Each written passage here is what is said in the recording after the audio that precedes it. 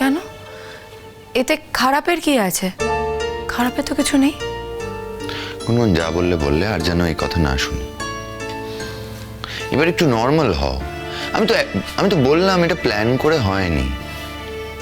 দেখো, তুমি যেমন তেমনটাই থাকলে না, মানে না হলে খুব সমস্যা। খারাপ লাগে আর কি, তোমায় একভাবে দেখতে অভ্যস্ত, ওই পাগলামোটা ছাড়া তোমায় ভালো লাগে না। চিন্তা করো না, আমি আর পাগলামো করবো না। আরে করবে না মানে? আমি তো প্রশংসা করছি, আমি তো বলছি যে ওই পাগলামোটা ছাড়া তোমায় মানায় না, প্লিজ। কি হলো? না, কিছু হয়নি। তুমি তো খুব ভালো গান গাও, জানো তো? কালকে তোমার আর তিনি দিদির গানটা না আমার খুব ভাল লেগেছে। সত্যি? Thank you. আর হ্যাঁ, তিনি দিদিকেও বলে দিও যে তিনি দিদির গানটাও আমার খুব ভালো লেগেছে। আমি বলতে যাব কেন? আমার কোনো দরকার নেই। তুমি বল না, থাক, তোমাকেও বলতে হবে না। শোনো, বলতে গেলেই তো আবার অশান্তি করবে, কোনো দরকার নেই, থাক। সেই জন্যই তো বললাম আমি কিচ্ছু বলবো না, আর আমি কোনোদিন অশান্তিও করব না। কি মুশকিল, আমি তো শুধু তোমাকে বলিনি, অনেক সময় তো তিন্নি দিদিও তোমার সাথে খারাপ ব্যবহার করে। তিন্নি দিদি? তিন্নি দিদি তো শিক্ষিত একটা মেয়ে, ও কি কারোর সাথে কোনোদিন অশান্তি করতে পারে? দেখো গুনগুন, লেখাপড়া না শুধু বই পড়লে হয় না। লেখাপড়া একটা অন্যরকম জিনিস, শিক্ষা দীক্ষা। তার জন্য মানুষের সাথে মিশতে হয়, বাড়ির লোকের কাছ থেকে শেখে মানুষ, শিক্ষিত হয় বড় হওয়ার মধ্যে দিয়ে শেখে। তাকিয়ে আছো কি? মাথায় কিছু ঢুকলো না? মাথাটা তো নিরেট না? ঠিকই বলেছ, আমার মাথাটা না সত্যিই ভীষণ নিরেট। যাক, তবু অ্যাডমিট করলে তাতেই আমি খুশি। যা সত্যি সেটা অ্যাডমিট করব না কেন? বুঝেছি। আর এটাও বুঝতে পারছি যে এখন ভাব হওয়ার কোনো সিন নেই, মুড অফ হয়ে আছে তো। শোনো না, আমার না সত্যি একটু কাজ আছে। আচ্ছা ঠিক আছে, তাহলে তুমি কাজ করো।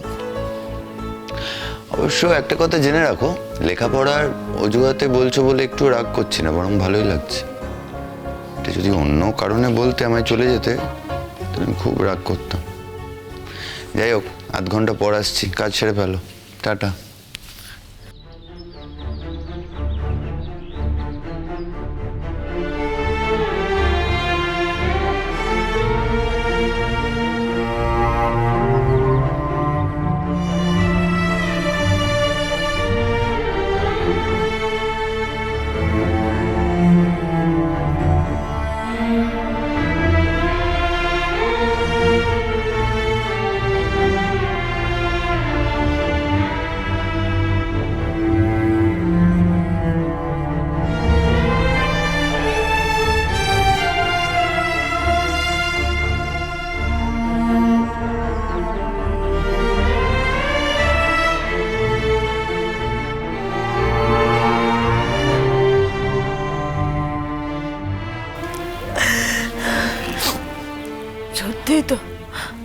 সত্যি তো আমি খুব খারাপ, আমি বোকা, আমি মূর্খ, আর কোনো গুণ নেই। নিরেট আমি, নিরেট, ইনজুটে আমি, সব খারাপ আমি, সব খারাপ আমি। তাই তো আমাকে এভাবে ছেড়ে চলে যেতে হচ্ছে ক্রেজিকে। তাই তো ক্রেজি আমার সাথে থাকতেই পারলো না।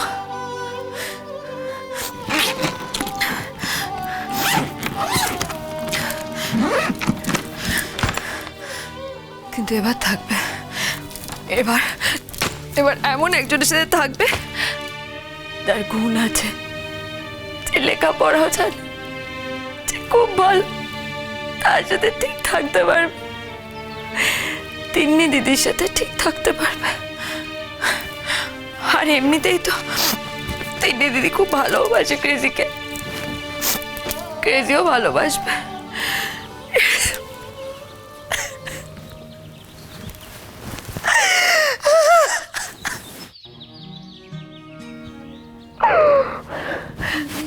এই বাড়িতে আসার পর আরো ভালোবাসি। ভেসে চলে যায় সময়ের মেঘে ডুবে থাকা বিষাদের মায়ার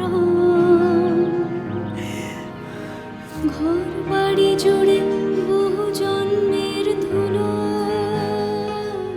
তোমরা খুব ভালো থেকো, সুখে থেকো। এই গুনগুন আর কোনোদিন তোমাদের মাঝখানে আসবে, কোনোদিন তোমাদের ডিস্টার্ব করবে না।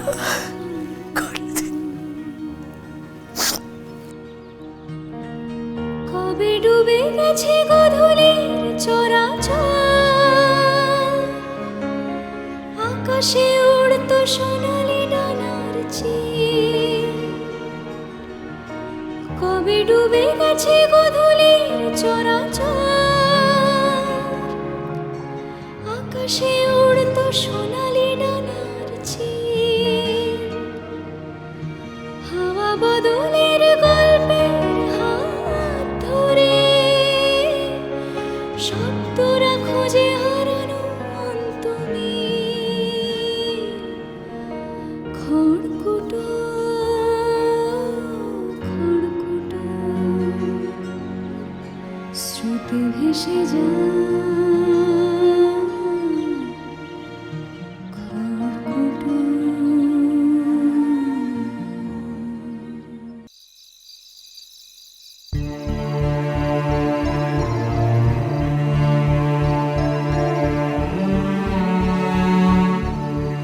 কি খাবে বলো? আমার খিদে নেই। এ বাবা, খিদে নেই মানে কি হয়েছে কি? আচ্ছা, কতক্ষণ এসে গেছো, এবার তো কিছু খেয়ে নিতে পারো, তাই না? কাল আবার অনুষ্ঠান রয়েছে বাড়িতে। না, আমার খিদে পাইনি। এই বড়দা ফোন করেছে। ও হ্যালো, হ্যাঁ বড়দা বলো। কি নতুন বউ ফোন করছো? হ্যাঁ, আমার বড়দা ফোন করেছেন। হ্যাঁ বড়দা বলো। কিরে, সব ঠিক আছে তো? কেমন আছিস? কেমন? সব ঠিক আছে, তুমি চিন্তা করো না। বাড়িতে যা টেকা যাচ্ছে না রে পুটু, বৈঠকখানা ঘরেও আর বসতে মন চায় না। তুমি এরম করে বললে আমার কিরম মন খারাপ লাগে বলো তো বড়দা। এ তো কাল তো দেখা হবে। আসলে আমার বাড়ির লোক কখনোই তো বাড়ির বাইরে গিয়ে থাকতো না, আর তুমিও আজকে নেই। তবে যে যেখানে যেত সময় মতো ফিরে আসতো, আজকে তুমি আর ফিরবে না। খাবার টেবিলে একসঙ্গে বসে খাওয়া দাওয়া হবে না। এই কথাগুলো যখনই ভাবি না, তখন ভেতরে একটা, যাই হোক, আমার বোন তো সংসার করতে গেছে, নতুন সংসার।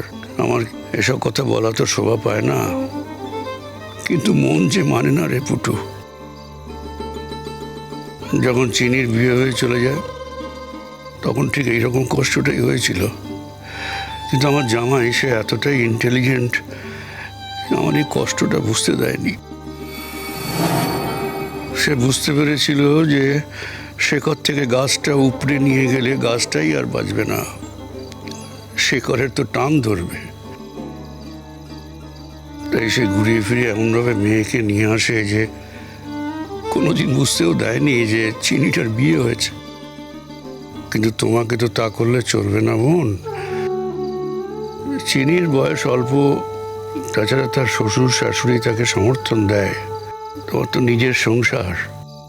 আর বোধহয় আমরা কখনো রাত্রিবেলা একসঙ্গে খাবো না, তাই না রে পুটু? সকালবেলা ওষুধ খেলাম কি খেলাম না, তার জন্য তুই শাসন করবি না, কিংবা ঘন ঘন চা চাইলে তুই আর কোনোদিনই বকাবকি করবি না। স্কুল থেকে ফেরার সময় বড়দাটা ভালোবাসে বলে সকলের চোখের আড়ালে তুই কোনোদিন তো আর আমাকে ক্ষীরের চপ খাওয়াবি না রে ফুটু। বড়দা, তুমি কেন এরম করে বলছো বড়দা? তুমি আমাকে চেনো না, তোমার বোনকে চেনো না? আমিও কি থাকতে পারি তোমাকে ছেড়ে? আমার চেনা উঠোন, আমার চেনা ঘর, আমার কি অন্য জায়গায় এসে থাকতে খারাপ লাগে না বলো? দুটো দিন যেতে দাও না বড়দা, আমি ঠিক তোমার সঙ্গে দেখা করে আসবো। স্কুল থেকে ফেরার সময় আমি তোমার সঙ্গে দেখা করে আসব। আর তুমি শাসনের কথা বলছো কেন? আমি তো আমার বদলি দিয়ে এসেছি। আর তার থেকেও বড় কথা, আমি তো তোমার কাছেই আছি। আমি কি ফোন করে তোমার মনের কথা বুঝতে পারবো না? আমি কি আমার যখন ইচ্ছে হয় আমি কি তোমার কাছে ছুটে যেতে পারবো না? বলো। তুমি এসব নিয়ে একদম ভেবো না, কেমন? আমার কি কষ্ট হয় না বলো? তুমি জেনে রেখো, তোমার বোন তোমায় বেশি দিন ছাড়া থাকতে পারে না।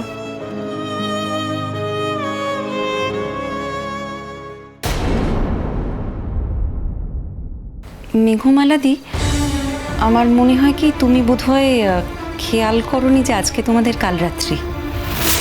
না, আমি তোকে বারণ করেছিলাম।